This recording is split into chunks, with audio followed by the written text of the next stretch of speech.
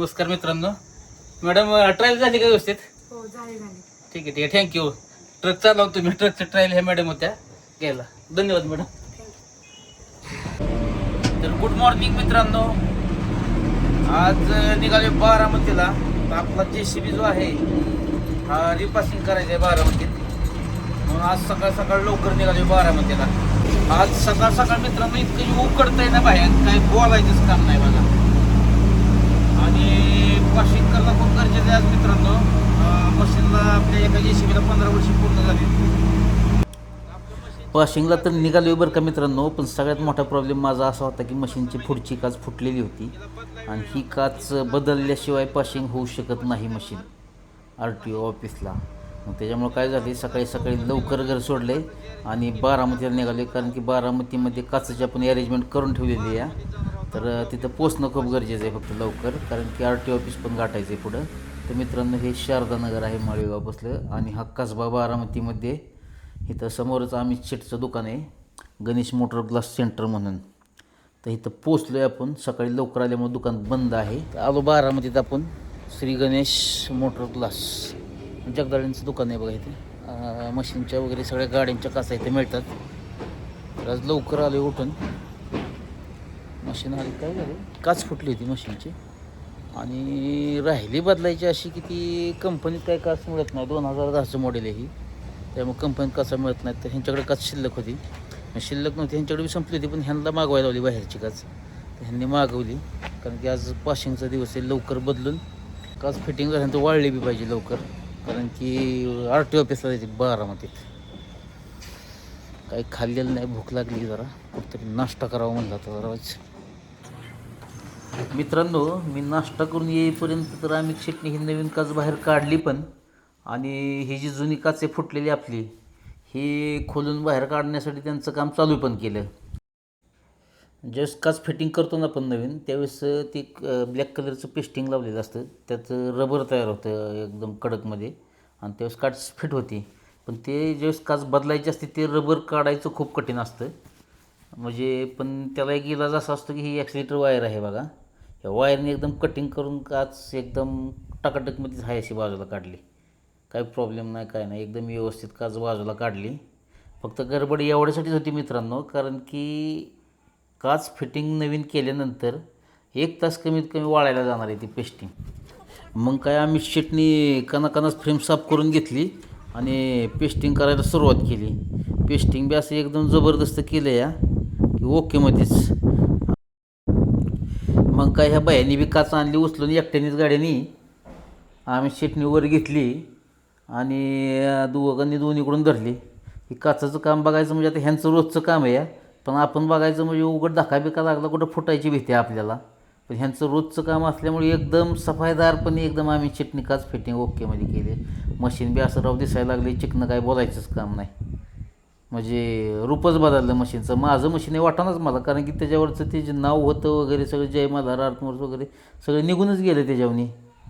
त्याच्यामुळे हे मशीन ओळखायला लय अवघड होतं. ज्यावेळेस काच बदलतो आपण त्यावेळेस सगळं मशीनवरचं तुमची ओळखच मिटून जाते, कारण की काचावर सगळं लिहिलेलं असतं. आपण गडबड एवढ्यासाठीच केली होती की काच फिटिंग झाल्यानंतर 1 तास मशीन आहे असं उभं ठेवायला लागतं, कारण की ते रबर पेस्टिंग आहे ते वाळलं पाहिजे. तोपर्यंत आम्ही शेटला पैसे दिले आणि रबर वाळण्यासाठी वाट बघत बसलो जरा, कारण की रबर वाळल्याशिवाय जाता येत नव्हतं पुढं मला. चला आम्ही शेट झालं एकदम ओके काम काचाचं. येऊ का? कधी गरज पडली काचाची तरी बघा इथं आम्ही शेट पैसे आहेत बघा. प्रत्येक पॉकलँडच्या ह्याच्या सगळ्या काचा तुम्हाला मिळतात. नंबर तुम्हाला देतो ह्याच्यावर स्क्रीनवर. येऊ का? तर मित्रांनो काच बदलल्यानंतर असं जे काय दिसायला लागले काचामधने चकाचकच. पहिलं राव 1-1.5 वर्ष आम्हाला त्या जुन्या काचतनी फुटक्या काचतनी बघायला लागायचं. काय होतं, काचच मिळत नाही टायमिंगला आणि बारामतीशिवाय काच बदलायला येत नाही आणि एवढ्या लांब JCB तेवढ्यासाठी आणता येत नव्हता. तर मित्रांनो हे आहे आमचं बारामतीचं रूप. जे अजितदादांमुळे जी आमची बारामती ही चकाचक दिसायला लागली ना, म्हणजे काय जेवढं कौतुक करावं एवढं कमीच आहे बघा. म्हणजे एखाद्या गार्डनमधून आम्ही गाडी घेऊन फिरतो या असंच वाटतं या.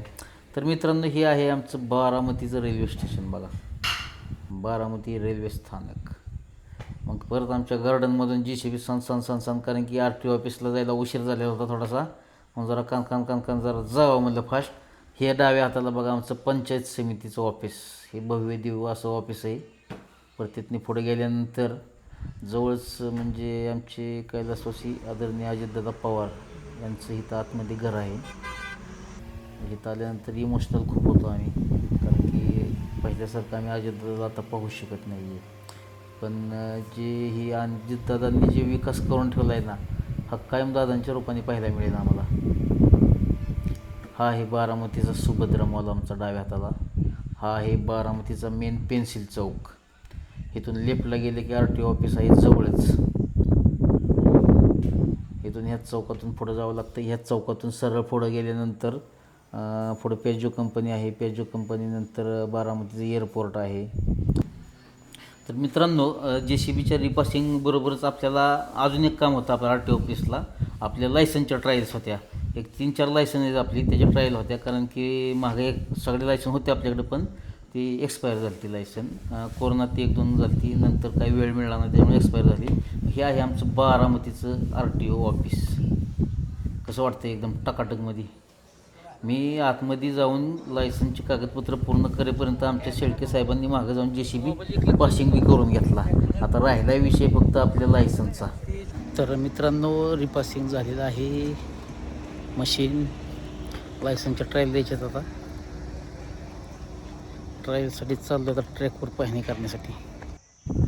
तर मित्रांनो, हा आहे लायसनचा 2 व्हीलर आणि 4 व्हीलरचा ट्रॅक लायसन ट्रायलसाठीचा. तर ह्या ठिकाणी मी लायसनची ट्रायल 4 व्हीलरची दिलेली आहे, कारण की तिथं मोबाईल काय ओपन करता येत नव्हता मला, म्हणजे शूटिंगसाठी साहेब बसलेले असते समोर. त्याची ट्रायल पास झाली आहे. ह्या मॅडम मी तर 2 व्हीलरची माझी ट्रायल घेणार आहे. 4 व्हीलरची ट्रायल झाली, ट्रान्सपोर्टची ट्रायल झाली, LME ट्रान्सपोर्ट, JCBची झाली, मोटरसायकलची बी झाली ट्रायल. आता राहिली फक्त ट्रक चालवायची. ट्रकची ट्रायल आहे, पण मला थोडासा बाकीचे ट्रायल दिसतं उशीर झाला त्यामुळे ट्रक गेला निघून. आता ट्रक चालवायचं आहे, म्हणजे हेवीचं, म्हणजे लायसन पहिल्यापासून सगळी क्लिअर झाली आपली. बघा, आपली लायसन कधी संपून द्यायचं नाही, लायसन वेळेतच रिन्यू करायचं. माझं जरा ते कोरोनाच्या काळात हे झाल्यामुळे प्रॉब्लेम झाला, नाहीतर एकदम ओके झालं असतं. ठीक आहे. साहेबांनी ओळखले कुठले ट्रायल घेणार साहेबांनी ओळखलं तुम्हाला? ओळख तिथले ना? पुढे तुम्ही गेले म्हणजे लगेच कुठतरी लगेच ओळखलं साहेबांनी. इकडून घ्या. इकडून घ्यायचं. नमस्ते मित्रांनो, सगळं झालं खरं, पण ज्या ट्रकला हे लायसनला जी मुलं आली त्यांच्या ट्रायल झाल्यानंतर ट्रकवाल्यांनी ट्रक नेला तिकडं त्यांच्या ऑफिससमोर, आणि आम्ही वाडं बघत बसलो इथं RTO ऑफिससमोर. प्रॉब्लेम असा झाला की मला ट्रायल द्यायची कशावर. मॅडम म्हणजे लवकरात लवकर गाडी घेऊन या आणि ट्रायल द्या. तर मग तिकडं ट्रक आणायलाच मला तिकडं जावं लागलं त्यांच्या ऑफिस पुढं. तिथं जाऊन ट्रक घेऊन RTO ऑफिसमध्ये घेऊन आलो. त्याच्यानंतर मॅडमला बोलवलं. मॅडम आल्यानंतर गाडीत बसल्या माझ्यासमोर आणि लायसनच्या ट्रायलला सुरुवात झाली. खरं, पण मॅडम शेजारी बसल्या त्यामुळं अंगावर काटा आलता माझ्या. एक तर गाडी जुनी. नमस्कार मित्रांनो, मॅडम ट्रायल झाली का व्यवस्थित? हो, झाली. ठीक आहे, थँक्यू. ट्रक चालवतो तुम्ही, ट्रकच्या ट्रायल ह्या मॅडम होत्या घ्यायला. धन्यवाद मॅडम. ह्या गाडीवरती ट्रायल दिली मित्रांनो. आताशी कळलं की ट्रायलला गाड्या जुन्या का वापरतात. गिअर पडता पडणार हो, अंगावर काटा आलता माझ्या. पण इतक्या दिवसात ट्रक चालवला, बरं वाटलं गाडी.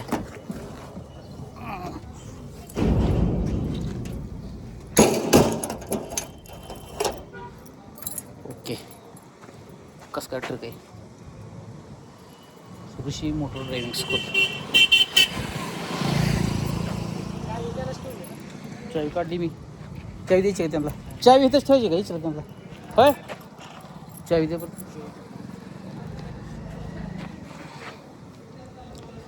चला, ट्रायल बऱ्यापैकी सगळ्या संपले आपल्या.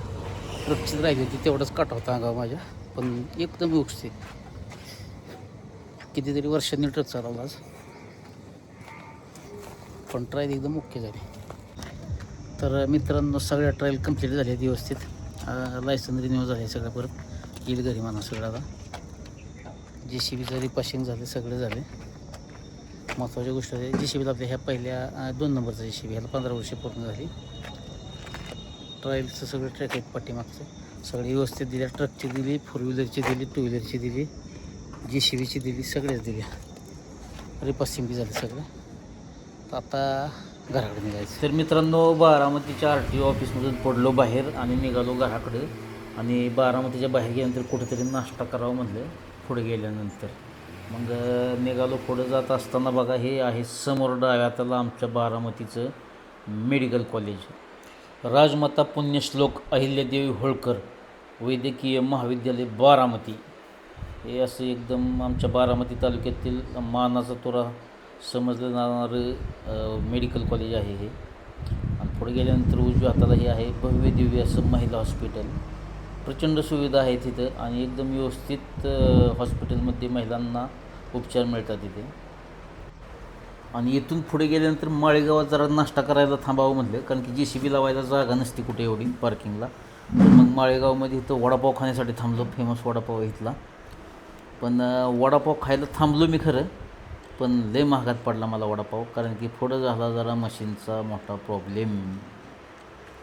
कारण की वडापाव खात असताना मला माहितीच नाही काय प्रॉब्लेम चालू होता, कारण की JCBच्या मोठ्या चाकाची हवा ही चाललेली होती. पण वडापाव खातो आहे मी, पण मला तपासच नाही गाड्यांच्या आवाजामुळे. ह्याच्यामुळे मला मशीनची हवा चाललेलं कळलंच नाही. मशीनमध्ये पाणी प्यायला बसलो, मशीन चालू करून निघणार तेवढ्यात मशीन एका बाजूला कललेलं जाणवलं.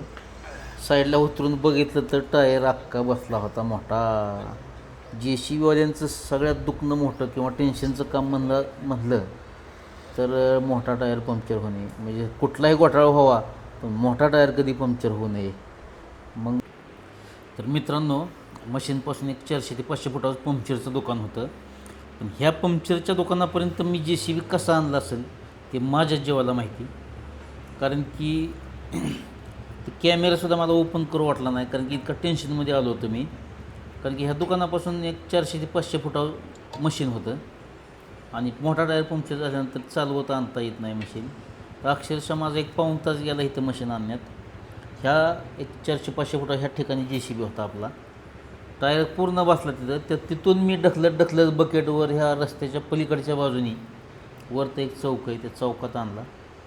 चौकातून परत ढकलत इथं आणला. आणि योगायोगाने मित्रांनो, हे पंक्चरवाले जाधव बंधू जे आहेत हे पण ओळखीचे निघाले. त्यांनीही आपल्याला भरपूर सहकार्य केलं, कारण की मशीन इतक्या लांबून ढकलत आणायचं होतं.